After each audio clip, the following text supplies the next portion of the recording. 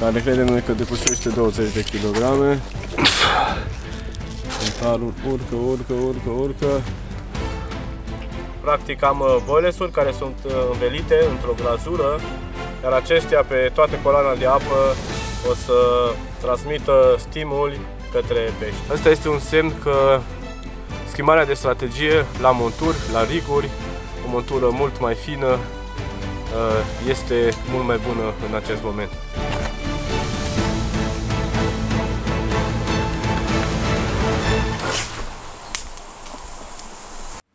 Salutare, prieteni! Sunt în mijlocul toamnei, pe lacul Brez, din Cehia, unde urmează o partidă de pescuit de 4 zile în căutarea crapilor mari. Ce strategie, ce monturi și ce momele o să dea rezultate în această partidă, rămâneți aproape pentru că urmează o aventură plină de adrenalină, răbdare și, sper eu, capturarea unor pești frumoși ai lacului. În primăvara acestui an am mai făcut o partidă aici, doar că pe standul 3. Acum ne aflăm pe standul 7 și atunci și acum apa a fost una destul de rece. În primăvară, după o nădire cu spombul, am avut un răspuns foarte bun din partea peștilor. E bine, partida vreau să o reiau din acel punct, adică să pregătesc o nadă pentru dat cu spombul, care să-mi transmită în apă semnale foarte puternice către pești, ca să îi trimită spre zona noastră de pescuit. Pentru a prepara această nadă, am tăiat aici în găleată câteva boilesuri, atât jumătăți cât și bucăți mult mai mici. Peste ele o să mai adaug alte bile întregi, tari.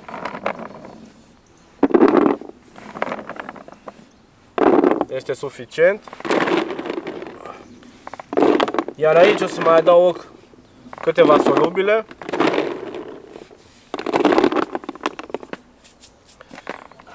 Pe care o să le hidratez, bineînțeles, cu lichide hidrolizate. Aceste lichide hidrolizate, mai ales acum pe apă mai rece, transmit semnale foarte puternice către pești. Aici o să adaug lichid hidrolizat din pește.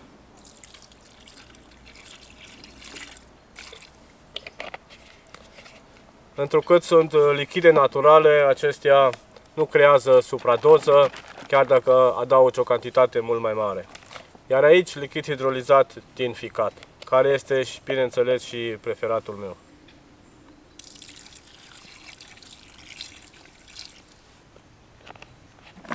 Acum o să amestec foarte bine toată compoziția.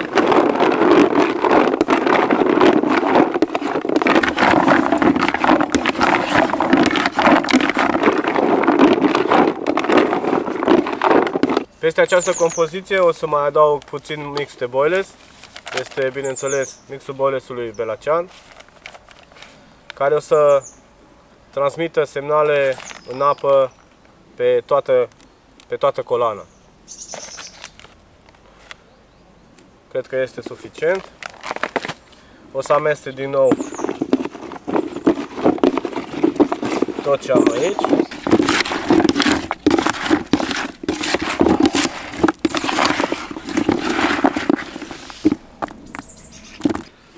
În momentul de față cred că este suficient. Practic am boilesuri care sunt învelite într-o glazură, iar acestea pe toată coloana de apă o să transmită stimuli către pești. În momentul de față lichidele s-au înglobat foarte bine, atât în boilesuri cât și în mixul care am pus peste toată compoziția. Iar acum urmează să o dau cu spombul, bineînțeles.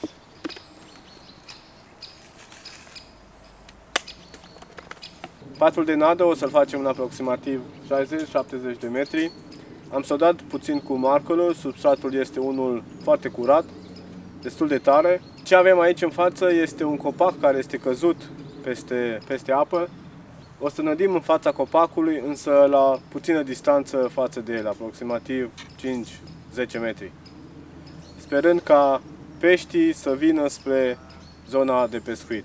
Iar cu lansetele o să căutăm zonele cele mai productive, distanțele cele mai bune, de la patul nostru de nadă și până în acest copac, sau, de ce nu, chiar și până în malul de vis-a-vis, pentru că distanța nu este una foarte mare.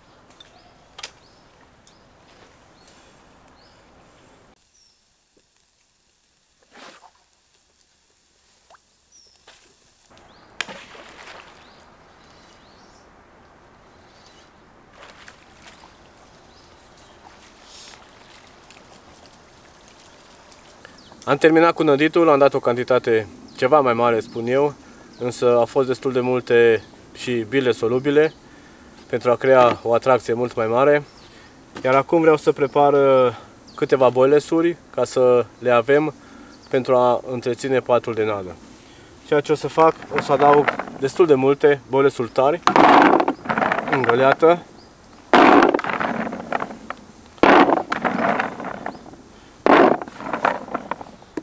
Cred că este suficient, iar peste ele o să adaug doar simplu apă din lac.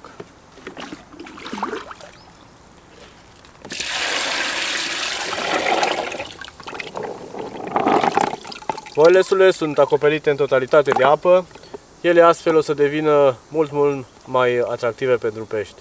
Ce o să se întâmple cu aceste boilesuri o să vă spun în decursul acestei partide, așa că rămâneți aproape.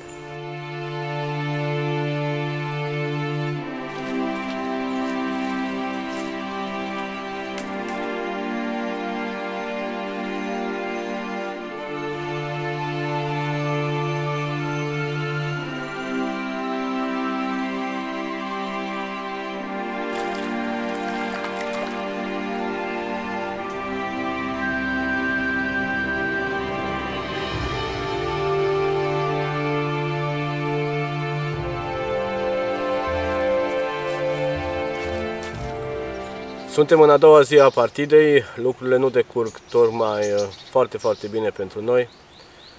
Am reușit să producem un răspuns din partea peștelor, însă nu unul foarte bun.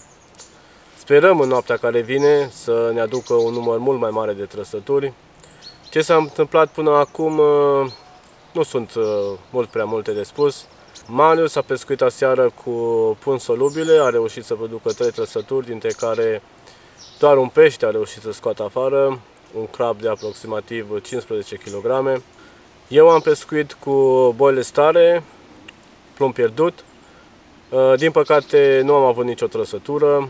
Astăzi pe zi am făcut mici modificări critice de 16-20 de mm, bile dipuite, însă răspunsul peștelui tot nu a venit. Am început să facem o nădire puțin mai mare, să zic, cu bile solubile, pentru a crea o atracție mult mai mare în zonă. E bine, astăzi după masă a venit un răspuns din partea peștelui și la mine.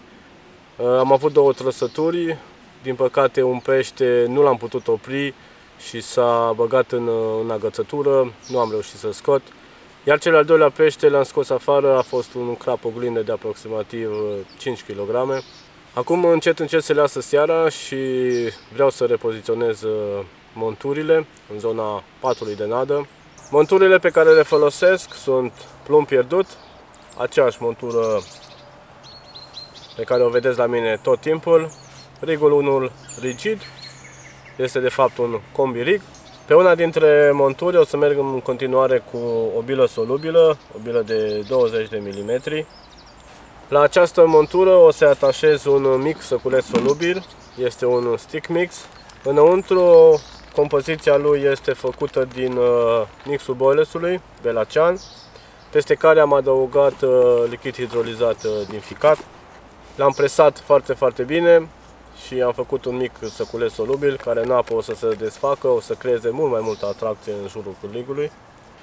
Pur și simplu pe acesta îl introduc prin cârlig, îl răsucesc de 2 ori.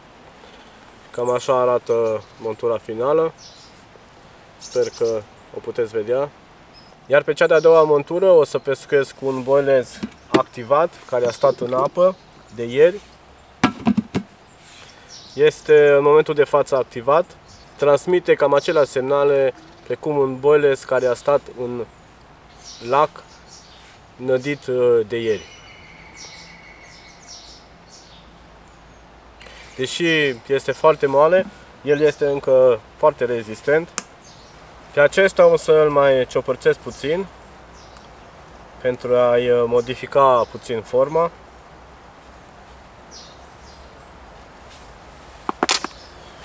Și la fel precum la cealaltă montură, o să-i atașez și lui un mic săculeț solubil, un săculeț cu stick mix.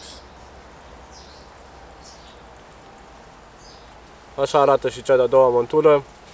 Acum hai să le trimitem la apă să vedem ce răspuns al peștelui o să avem în noaptea care o să vină.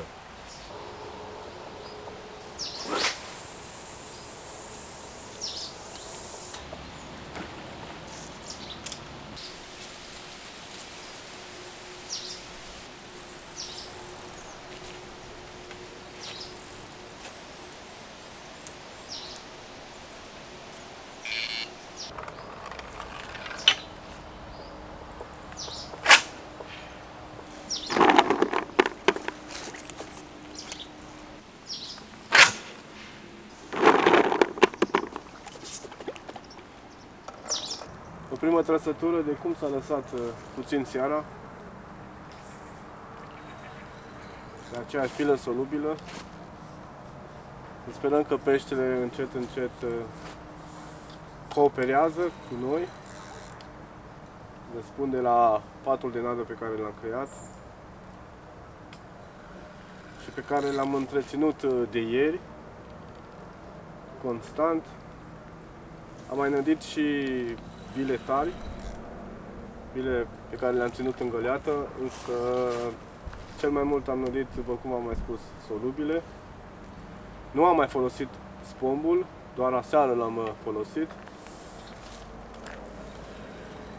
De atunci, de aseară am nădit doar cu cobra. Gata, a cedat. Iar nostru. Peștele nu este unul foarte mare, este o oglindă la aproximativ 5-6 kg, însă este binevenită pentru că el nu prea vrea să coopereze. Hai să vă arăt peștele. Opa. Motivul pentru care nu vrea să coopereze este oarecum... Sunt mai multe motive, cred eu.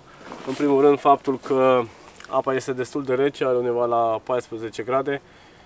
Și înaintea începerii partidei s-a terminat cu 2 zile, mi se pare, un concurs aici. Acest factor, spun eu că duce cu un răspuns mai întârziat din partea peștelui. Însă sperăm până la sfârșitul partidei, pentru că mai avem până duminică, încă aproximativ 70 de ore, ca acesta să înceapă să coopereze tot mai bine cu noi. Hai, ești liberă, să aduci pe bunica. Bye bye. Într-un timp foarte scurt a urmat o nouă trăsătură, de data aceasta pe cealaltă lansetă, la care am avut un boilez tare. Peștele este unul mai mare, se pare că încet peștii comunică cu noi, ne dorim asta și așteptăm marea captură. O să modific momeala de la cârlig, același boilez din găleată, care este ținut în apa lacului. Consider că astfel peștii recunosc acest boilez precum un boilez care se află în apă de mult timp și care le prezintă lor suspiciuni mult mai puține. Nu este precum un boilez proaspăt, aruncat în apă, care este plin de atractanți, să spun. Un băles care pentru pești mici este atrăgător, însă pentru pești mari consider că de multe ori poate să trezească suspiciuni, să fie un băles care poate să fie refuzat de către pești mari. Haideți să vedem dacă reușim să prindem un pește mai mare. A apărut un nou pește frumos al lacului, o oglindă superbă. Încă nu am cântărit-o. A fost rândul lui Marius, care a intrat tot pe o pungă solubilă. Facem imediat o cântărire și apoi să o eliberăm. Hai să vedem cât cântărește.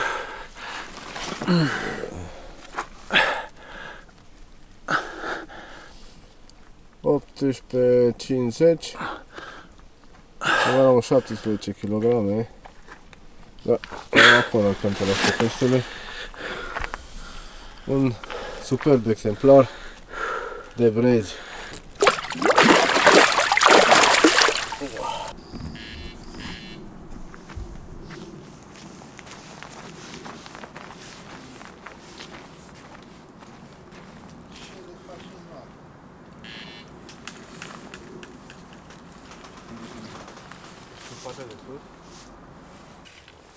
Noaptea a fost pești în mișcare, după oglinda prinsă de Marius. Au urmat alte două trăsături, atât la el cât și la mine. Suntem în momentul de față în dublu drill. Nu ne putem da seama încă cât de mari sunt peștii, dar ce e bine este că avem activitate, că peștile au început să răspundă, să comunice. Asta este principalul motiv pe ce ne-am dorit. Marius este ajutat de Ștefan, dacă îi te ajut, care e un prieten de-al nostru, pescuiește pe standul 6, lângă noi.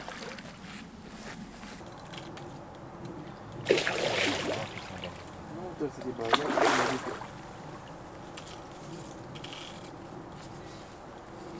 nu. Nu prins de fil. Nu de fil, dă. Gata. Gata, unul în micioc.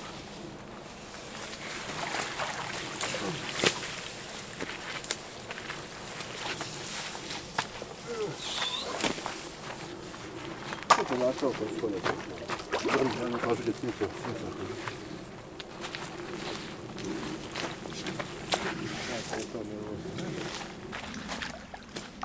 Haide că acum am obosit.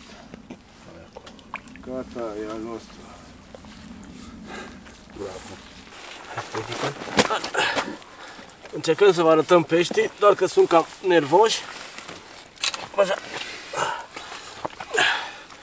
Nu sunt mari, însă sunt pești frumoși ai lacului Brezi. Veniți într-o toamnă târzie. Brânză. Brânză. Frumos, gata. Gata. Pleacă amândoi spre libertate. Cius, iepuraș! La revedere, frumoșilor! Cius!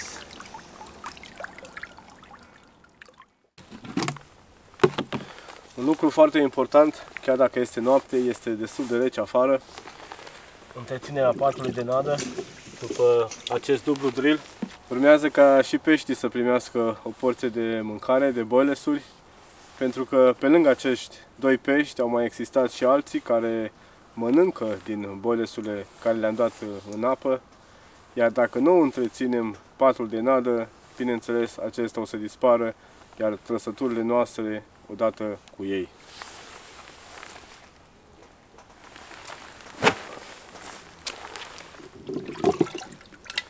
Ce nădesc acum sunt boilesuri hidratate, boilesuri care sunt de 24, mai bine de 24 de ore în apă. Mai ales pe o apă așa rece, ele sunt mult mai bune, mai atractive pentru pești. Ei le digeră mult mai ușor. Distanța la care pescuim nu este una foarte mare, 70 de metri, 3-4 boilesuri în cobră, ele se duc perfect. Lucrurile nu decurg într-o situație tocmai favorabilă pentru noi. Azi noapte numărul trăsăturilor a fost unul mai mare, însă nu unul foarte convingător. Începând de azi dimineață, trăsăturile s-au oprit, ceea ce ne-a semnalat că peștii nu corespund la un pat de nadă. Nu stau la patul de nadă pe care l-am creat. Ce am observat este că peștele îi place să găsească nada cât mai grupată, iar în acest caz năditul cu cobra ne defavorizează pe noi. Pentru asta vrem să modificăm puțin strategia. Ceea ce facem mai exact, am tăiat aici în găleată boilesuri care au fost ținute în apă, hidratate, atât în sferturi cât și în jumătăți. Am mai lăsat și câteva bile întregi. Peștele este foarte apatic, mănâncă foarte încet, îi place să ciugulească mici particule, practic, iar acolo trebuie să se afle și cârligul nostru. Aceste particule de boilesuri pe care le-am tăiat aici în găleată, vrem să le ducem cu bărcuța să fie năditul cât mai precis. Nu vrem să apelăm la spom pentru a nu crea un zgomot mult prea mare și a ne îndepărta peștii. Tocmai de aceea vrem să nădim în continuare cu bărcuța. Vrem să facem o zonă de nadă cât mai concentrată cu bărcuța, cu lansetele să venim pe această zonă de nadă, cât și în lateralul ei. Dacă, bineînțeles, strategia noastră și modul cum am gândit să facem în continuare în această partidă o să dea roade, rămâneți alături de mine și o să vedem asta împreună.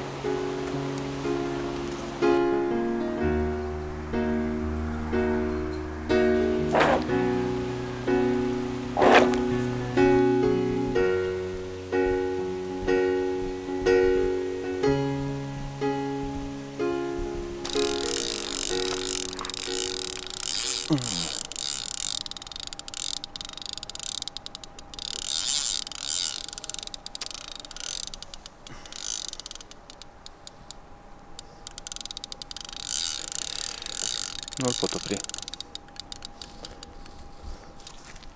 Suntem în penultima noapte. Marius are din nou un pește frumos al lacului, în lansetă. Să sperăm că o să reușim să-l scoatem afară. Un pește care ia destul de bine fir de pe mălinetă. Trăsăturile sunt destul de rare. Astăzi pe zi peștele ne-a părăsit. Nu am reușit să producem nicio trăsătură.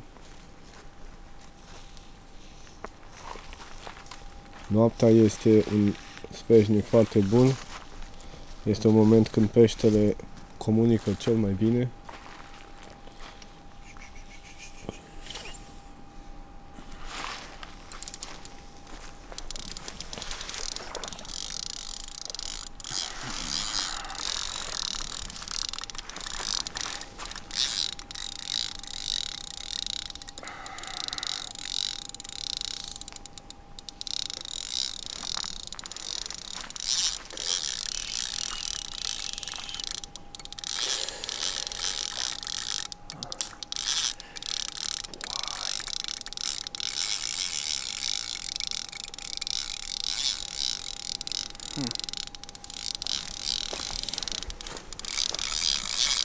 Pește cam nervos. Acum mă scot. Acum e mir. Acum e anul. Treci înăuntru aici! Este! Bă, nebunule. 20 de minute. Bravo!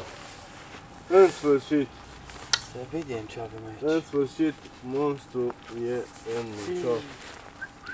Da, un pește care se anunță să treacă peste 20 de kg. Ne. Asta, da? Nu pot să vede. Peștele destul de greu.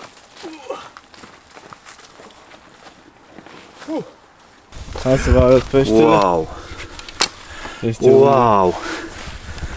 un imens mare. Cât salteaua. Wow! O înțepătură Da. ca la carte. La Și? carte. O la câștigătoare, tot critică de 20 pe Combi Rig. Hai să vedem acum și momentul adevărului, greutatea exactă a peștelui, care credem noi că depășește 20 de kilograme. Cântarul urcă. 23,75. Bun, bravo Marius! Bravo, Marius! Un 20 plus în partea 20 lui. plus. E bun. A venit și rândul lui. 21. Bravo! Hai, Bun.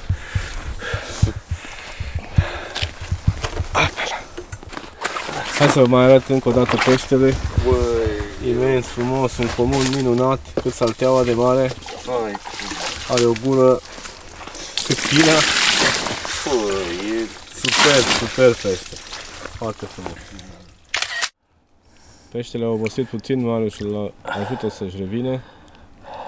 Iată că Și îmi pare rău. gândirea Du-te, concentrată. iubire! Bravo, Marius, bravo! Ceea ce vrem să facem acum este să reîmprospătăm patul de nadă. Pentru asta o să ne refolosim de bărcuță.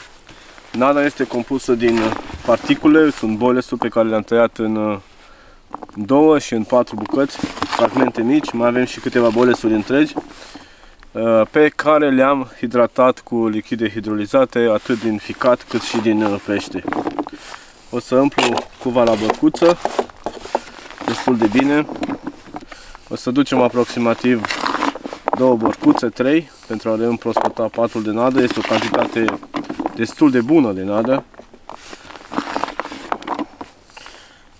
Bun, cred că este suficient. Iar lansetele le poziționăm puțin în fața patului de nadă, pentru că știm că pe acolo circulă pești mari.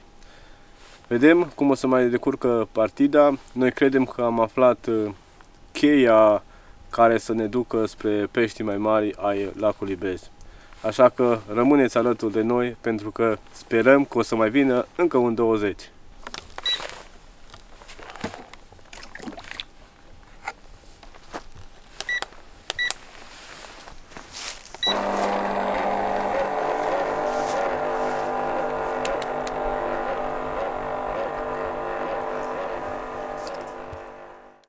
Lupta cu peștii mari de la Brest continuă, tot pe lansetele lui Marius, care e plecat din stand. Mă lupt cu un nou pește care opune rezistență foarte bună. Sper să reușesc să-l scot afară, să vi-l arăt. Da, trăsăturile sunt destul de rare. Marius a mai avut spre dimineață la 5, tot el, încă un pește de aproximativ 10 kg.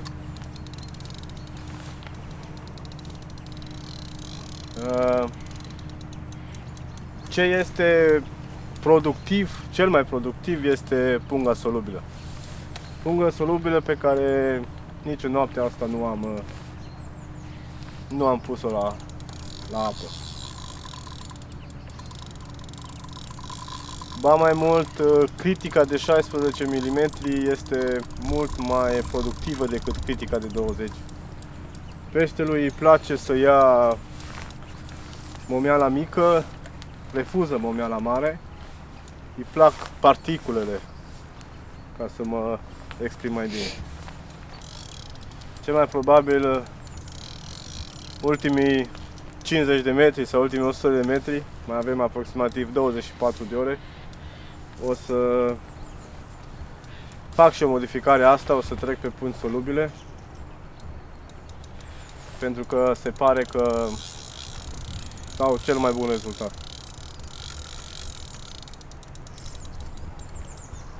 Da, peștele luptă destul de bine. Până în apropierea marului a venit destul de ușor. Aici opune rezistență bună. Se ține bine de fund. Patul de nadă l-am întreținut constant. Chiar acum, de aproximativ o jumătate de oră, am mai dus o bărcuță și rezultatul cel mai bun a fost pescuitul grupat, cât mai grupat, adică năditul cât mai grupat, iar lansetele le-am poziționat puțin în fața patului de nadă, pentru că chiar pe patul de nadă am observat că plătica este foarte activă. O partidă destul de grea, dificilă, care până la urmă se pare că am găsit rezolvarea. Bravo! Peștele este un mincioc și este al nostru. Aici este peștișorul, aceeași pungă solubilă, un cârlig mai mic, aproximativ numărul 8, iar la cârlig a fost o critică de 16 mm care nu mai este. Asta este montura,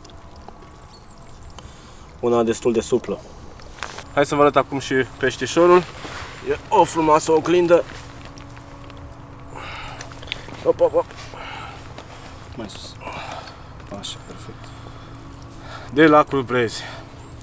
Eu cred că are undeva la un 12-13 kg. Gata. A plecat. Ciao, ciao. Reticența peștelui, faptul că acesta se hrănește foarte, foarte apatic, nu absorbe momiala precum ar trebui, ci foarte, foarte puțin, mă face să schimb puțin tactica monturilor. Ceea ce vreau să fac în ultimele 20 de ore aproximativ, cât mai avem din partidă, este să trec și eu pe monturi mult mai simple, mult mai de finețe, adică montura pentru bag. Doar că nu o să folosesc chiar pungă solubilă, ceea ce o să folosesc este un săculeț solubil.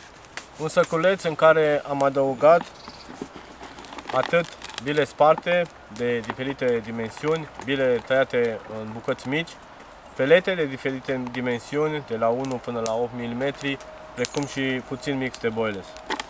Totul adăugat într-un săculeț, spun eu, destul de generos. Acest săculeț vreau să-l atașez la o montură inline, exact cum este montura pentru bag, doar că i-am lăsat puțin forfacul ceva mai lung, undeva la un 14-15 cm. Pe lansete vreau să folosesc o critică de 20 de mm, precum și o critică de 16 mm. Practic, săculețul solubil îl atașez rigului, înfip cârligul într-o parte a săculețului solubil, iar deasupra nodului, printr-un nod 8, care o să strângă nodul din partea de sus a săculețului, acesta este atașat la rig. Cu acest tip de montură o să pescuiesc pe ambele lansete și sper eu să-mi aduc câteva trăsături și de ce nu un pește mai mare al lacului Brezi. Așa că hai să vedem deznodământul partidei și de ce nu să visăm la marea captură.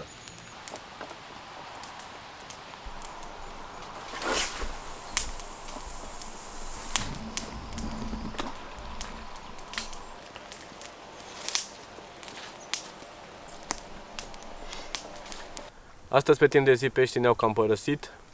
Trăsăturile au întârziat să apară. Acum, cum a venit noaptea, a venit deja și o primă trăsătură.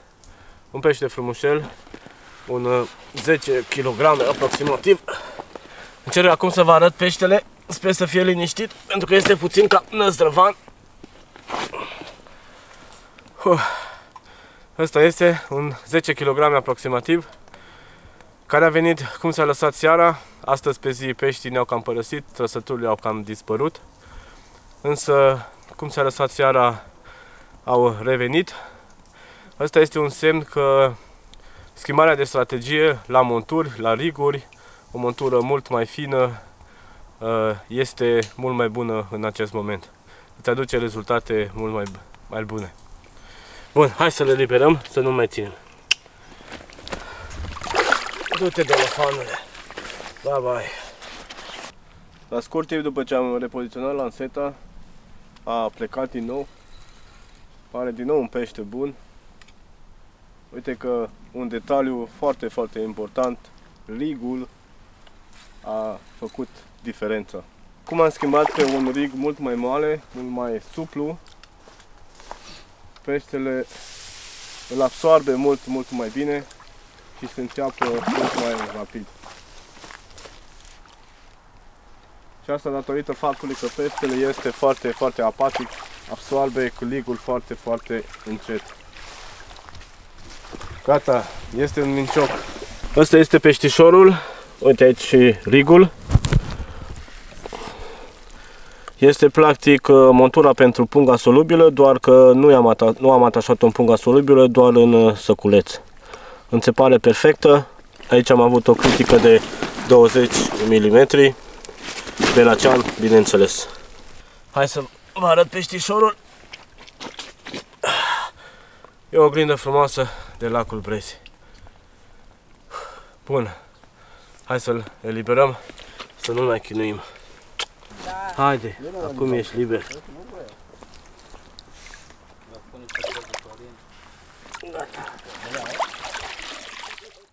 În ultima noapte am reușit să produc 5 trăsături, ceea ce a arătat că modificările făcute au fost pozitive. A fost o partidă cu de toate: speranță, încredere, răbdare și bucurie. Chiar dacă cei mai mari pești nu au venit pe lansetele mele, ci pe ale lui Marius, împreună am reușit să aducem pe salteaua de primire pești frumos pentru care, sincer, am muncit din plin. O partidă care mi-a arătat că de fiecare dată când te duci la pescuit, trebuie să cauți cheia către succes. Și că nu ceea ce faci de la început este perfect. Până la următoarea aventură, mergeți la pescuit, bucurați-vă de natură, bucurați-vă de fiecare pește. Vă salut și fire întinse tuturor!